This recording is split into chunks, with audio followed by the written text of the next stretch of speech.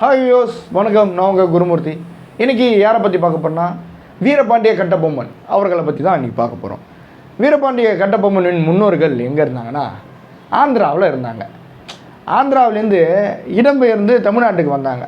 ஓகேங்களா? அப்போனா வீரபாண்டிய கட்டபொம்மன் முன்னோர்கள் எங்கே வாழ்ந்தாருன்னு கேட்டால் ஆந்திரான்னு நம்ம சொல்லணும். ஓகேவா? இடம்பெயர்ந்து இங்கே வந்தாங்க. இங்கே வந்துட்டு பாஞ்சாலங்குறிச்சியில் தான் ஆட்சி செஞ்சிட்டு இருந்தாங்க. 11ஆம் நூற்றாண்டுகளில் இடம்பெயர்ந்து இங்கே வந்தாங்கன்னு சொல்கிறான். புரியுதுங்களா? இப்போது அவங்க அப்பாவோட பேர் வீரபாண்டிய கட்டபொம்மனோட அப்பாவை பேர் ஜெகவீரபாண்டிய கட்டபொம்மன் வச்சுங்க. கட்டபொம்மன்னா ஜெகவீரபாண்டியன். அந்த ஆள் என்ன பண்ணாருன்னா பாஞ்சாலங்குறிச்சியை எடுத்து இவர் ஆட்சி புரிஞ்சிட்டு இருந்தார். பாஞ்சாலங்குறிச்சியை ஆட்சி புரியும் பொழுது அங்கே நாயக்கர்கள் தான் இருந்தாங்கன்னு சொன்னால. ஏற்கனவே கிழக்கு பாளையங்களில் வந்து நாயக்கர்கள் இருந்தாங்க. அது நாயக்கர்களை ஆட்சி புரிகிறது இவருன்னு வீரபாண்டிய கட்டபொம்மன் சொல்லியிருந்தேன். அந்த மாதிரி இவர் ஆட்சி புரிஞ்சிட்டு இருந்தார். அப்போது அவருக்கு பிறகு அதை ஆட்சி புரிய வந்தவர் தான் வீரபாண்டிய கட்டபொம்மன், அவரோட பிள்ளை. இவரோட பொண்டாட்டி யாருன்னு கேட்டால் ஜக்கம்மா அப்படின்னு சொல்லிட்டு இவரோட பொண்டாட்டி ஜக்கம்மா. இவரோட தம்பி 2 பேர் இருந்திருக்கானுங்க. ஒருத்தன் ஊமதுரை, இப்போ அவன் வாய் பேச முடியாது போல், ஊமையாகவே சுற்றி இருந்ததுனால ஊமதுரன்னு பேரை வச்சு அவனை அமுச்சு விட்டாங்க. அதுக்கப்புறம் நம்ம செவத்தையா செவேர்னு இருப்பார் போல், அதனால் செவத்தையான்னு பேர் வச்சிட்டாங்களா என்னன்னு தெரில. அவர் பேர் காலிங் ஜாக்சன், ராமநாதபுரம் கலெக்டர்னு சொன்னோம்ல, அவர் தான். அவர் என்ன பண்ணுறாரு, நிலுவைத் தொகையை செலுத்த முடியலையே, எதுக்கு நீலாம் இருக்க அப்படின்னு சொல்லிட்டு ஒரு லெட்டர் எழுதி கொடுத்ததும் இவர் மாற்றி என்னால் முடியாது, செலுத்த முடியாதுன்னு. நான் ஒரு காலிங் ஜாக்ஸு, கால் இருக்குல்ல நம்ம கால், அப்படியே கால் வழியாக ஏறி காலிங் வருது, அதனால் காலிங் ஜாக்சன். அந்த ஆள் என்ன பண்ணிட்டான், உடனே வீரபாண்டிய கட்டபொம்மன் முதல்ல இடத்துக்கு வர சொல்லு அப்படின்னு சொல்லி ஆர்டர் போட்டான். சரி, வீரபாண்டிய கட்டபொம்மன் சிங்கக்குட்டி அப்படியே என்ன பண்ணுது, போயிட்டு அங்கே போய் நிற்கிது. யார் கூட போகுது, அவரோட அமைச்சர் ஒருத்தர் இந்த சிவசுப்ரமணியம், அவர் பேர் என்ன, சிவசுப்ரமணியம். நம்ம வீரபாண்டிய கட்டபொம்மன் வந்து சிவன் பக்தர்னு வச்சுக்கிங்க, சிவசுப்ரமணியம் அந்த ஆள் பேர், அமைச்சர். அந்த ஆள் கூட போயிட்டு அங்கே போய் நிற்கிது. அப்புறம் கணக்கு வழக்கெல்லாம் எடுத்து பார்க்குறாங்க. 1080 பகோடாவை தவிர மீதி எல்லாத்தையும் இந்த ஆள் கொடுத்துட்டாரு. யார் கொடுத்துட்டது, வீரபாண்டிய கட்டபொம்மன் கொடுத்துட்டாரு. கொடுத்ததுக்கப்புறம் சரி இவ்வளோ தான் பாக்கி இருக்காட்டுக்குன்னு சொல்லிட்டு நம்ம ஜாக்சன் துறையும் ஜாக்கன் டான்ஸ் ஆடினே வந்திருக்காரு. வந்ததுக்கப்புறம் இந்த ஜாக்சனுக்கு ஒரு காண்டாயிடுச்சு. இவனை திமிரு மேலே நிற்கிறான் வீரபாண்டிய கட்டபொம்மன், இவனை பிடிச்சி உள்ளத்துக்கு போடும், எப்படியாவது சண்டை இழுத்து அப்படின்னு சொல்லிட்டு சண்டை இழுக்கிறப்ப வீரபாண்டிய கட்டபொம்மன் கழுத்தாமட்டில் ஒன்று விட்டுட்டு, யாரை, ஜாக்சன் துறை அப்படியே எகிரி கழுத்தாமட்டில் ஒன்று விட்டுட்டு இந்த ஆள் தப்பிக்கிறாரு. யாரை வச்சு, அந்த கூட அந்த ஊமத்தோரன்னு ஊமையை ஒருத்தன் சுத்தம் ஊமை யார், வீரபாண்டிய கட்டபொம்மன் தம்பி. அவனை கூட்டாந்து அவன் படையை கூட்டாந்து ஒரு இருக்கிட்டு எஸ்கேப் ஆகலான்னு இவர் தப்பிச்சிட்டார். யார், வீரபாண்டிய கட்டபொம்மன் தப்பிச்சிட்டாரு. பாவம் அந்த அமைச்சர் மாட்டிட்டார், சிவசுப்ரமணியன் மாட்டிட்டா என்ன பண்ணுவாங்க தெரியும்ல, தூக்கிட்டு போய் வச்சு குத்துன்னு குத்துட்டாங்க சிவசுப்ரமணியன் தான். அந்தாலே பாவம் அமைச்சர் அறுவல் கம்புலாம் தெரியாது அவருக்கு, எழுதுறது ஆர்டர் போடுறது தான் தெரியும். அப்புறம் நம்ம கட்டபொம்மன் என்ன பண்ணிட்டாரு, காண்டாகி போய் பாஞ்சாலங்குறிச்சிலேருந்து கவுன்சிலிங்கு லெட்டர் எழுத ஆரம்பிச்சிட்டாரு.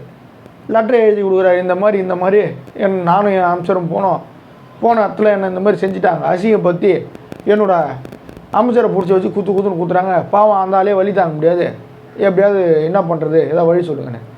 உடனே அங்கே இருக்கிற கவுன்சிலிங்கில் இருந்த எட்வர்ட் சின்னக் அப்படின்னு சொல்லுவாங்க, எட்வர்ட் அவர் என்ன பண்ணிட்டாரு, அவர் தான் டான். எட்வர்ட் சின்னக் தான் கவுன்சிலிங்கில் இருக்கிறது. அவர் உடனே கட்டபொம்மா நீ எதுவும் ஃபீல் பண்ணாத, முதல்ல வா, நீ வந்து முதல்ல சரணடா என்கிட்ட அப்படின்னு சொல்லிட்டு கவுன்சிலிங்லே ஒரு 5 பேர் குழு முன்னாடியே போய் நம்ம தஞ்சை அடைக்கிற மாதிரி நிற்கிறாரு. நின்னதுக்கப்புறம் என்ன கதைன்னு விசாரித்து பார்த்தா நம்ம ஜாக்சன் இருக்கார்ல, அந்த ஜாக்சனுக்கு தான் தப்புன்னு தெரிஞ்சு போய் ஜாக்சனை பதவி நீக்கம் தூக்கி போட்டு அப்புறம் எஸ்ஆர் லூஷிங்டன் அப்படிங்கிற ஒரு கலெக்டரை நியமிக்கிறாரு. யார், எட்வர்ட் சின்னக் நியமித்து, நீ கட்டபொம்மா நீ செஞ்சது தப்பு இல்லை, உன் அமைச்சரை கூப்பிட்டு நீ கிளம்பு அப்படின்னு சொல்லி அனுப்பிச்சி விட்றாங்க. இந்த சூழ்நிலையில் இந்த மருது சகோதரர்கள்னு ஏற்கனவே ஒன்று சொல்கிறேன்ல, யார் மருது சகோதரர்கள்? நம்ம வேலுநாச்சியாருக்கு அமைச்சராக இருந்தார்னு சொன்னோம்ல, அந்த அதுதான் மருது சகோதரர், சின்ன மருது பெரிய மருது.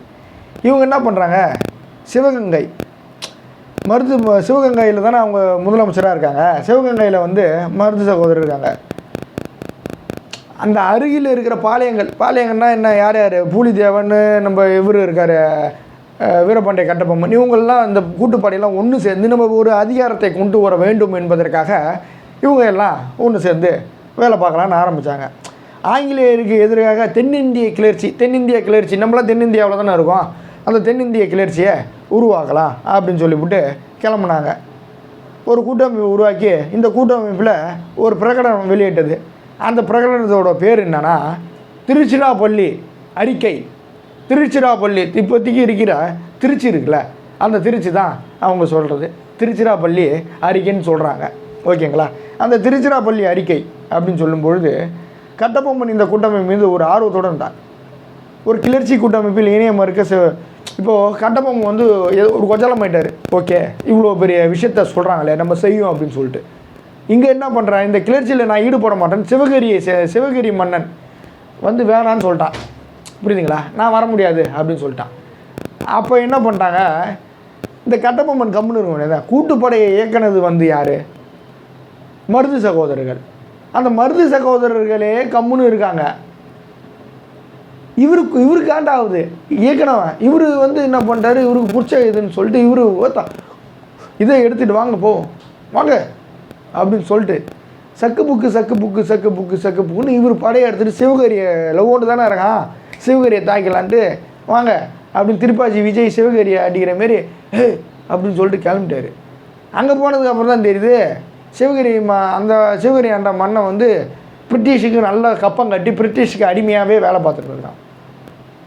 இவன் படையை அங்கே கட்டபொம்மன் படையை எழுந்ததும் அவன் என்ன நினச்சிக்கிட்டான், யார் நம்ம ஆஸ்துரை அவனெல்லாம் இருக்கானுங்கள ஆங்கிலேயர்கள், அவன் என்ன நினச்சினா சிவகிரிக்கிட்டே வரியா, சிவகிரி ஏன் அடிமடா, அவனுக்காக நான் வரேன்டா அப்படின்னு சொல்லிட்டு அவன் படையை தான் துப்பாக்கி குண்டுலாம் வச்சுருப்பானுல்ல, நீ வில்ல வச்சுட்டு அங்கே ஓடனா எம்ம நேரம் போக முடியும்.